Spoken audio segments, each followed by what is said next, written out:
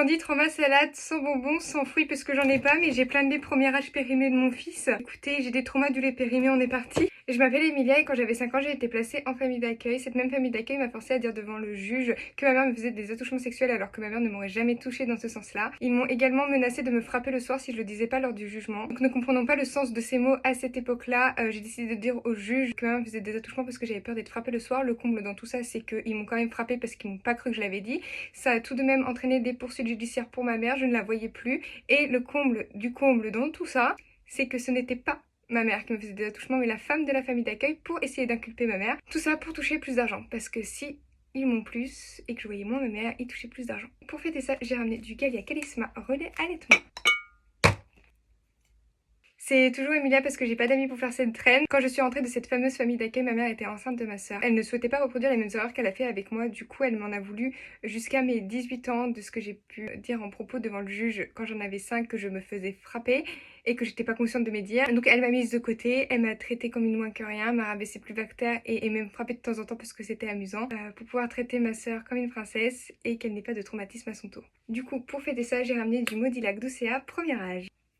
Bon, on va passer sur quelque chose de plus soft. Je m'appelle Emilia toujours. Il y a 5 ans, j'ai attrapé une angine en plein été, on était au mois d'août, donc je décide d'aller voir mon médecin qui décide de pas me mettre de traitement parce que selon lui, il était persuadé à 100% que j'avais la mononucléose. Donc pendant 2 mois, je n'ai pas d'antibiotiques, pas de cortisone, pas d'anti-inflammatoire, enfin j'ai rien du tout pour soigner ça. Je me retrouve à aller aux urgences parce que je n'arrivais plus à respirer. Finalement, j'ai une surinfection des phlegmons et si j'arrivais 24 heures plus tard, je mourrais dans mon sommeil, asphyxiée par mes amygdales qui étaient beaucoup trop grosses et qui bouchaient mes voies respiratoires. Du coup, à l'hôpital, je devais dormir à 6, sinon je passais de l'autre côté et j'allais rejoindre Tupac. Finalement, j'ai dû me faire opérer en urgence parce que je risquais déjà de m'étouffer et de finir en septicémie. Pour fêter ça, j'ai ramené du Gigos premier âge.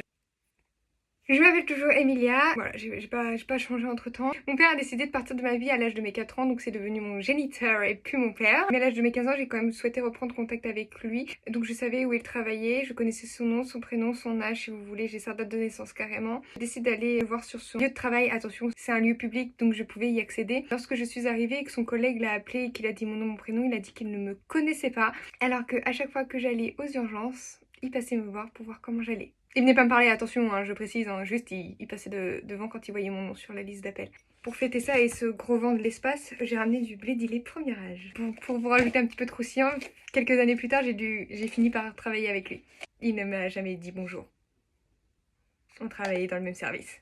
Bon, ma petite salade ou ma petite soupe est terminée pour aujourd'hui. Écoutez, si vous voulez, j'ai encore plein de traumatismes en stock. J'ai juste à ouvrir le tiroir et hop là, il est rempli. Si vous souhaitez une partie 2, dites-le moi. Allez, je vous laisse ici et je vous fais des bisous.